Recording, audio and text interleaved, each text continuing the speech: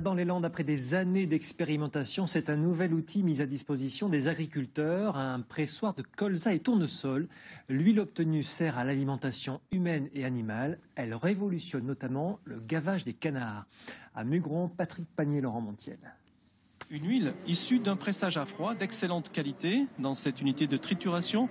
L'objectif est de produire ainsi 400 000 litres d'huile de colza et de tournesol par an. Et ceci à partir de 1200 tonnes de graines. Un outil géré en coopérative d'agriculteurs, 50 adhérents pour l'instant et un investissement de 900 000 euros. Elle peut être valorisée dans beaucoup de filières. Elle peut être valorisée donc effectivement dans l'alimentation humaine. Donc ça peut se faire en bouteille, en bidon, en vrac, etc.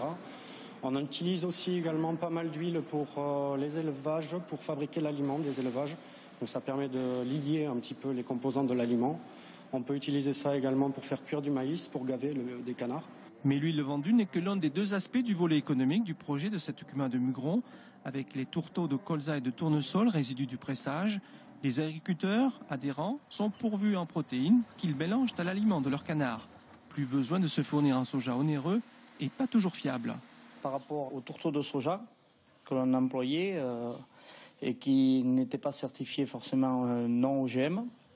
Donc aujourd'hui, nous, on recherchait une garantie par rapport aux consommateurs. Donc cette garantie, on l'a trouvée grâce à la production à la culture du tournesol ou du colza.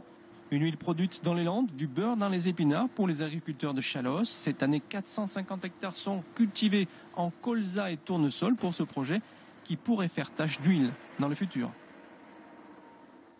Autre grand titre.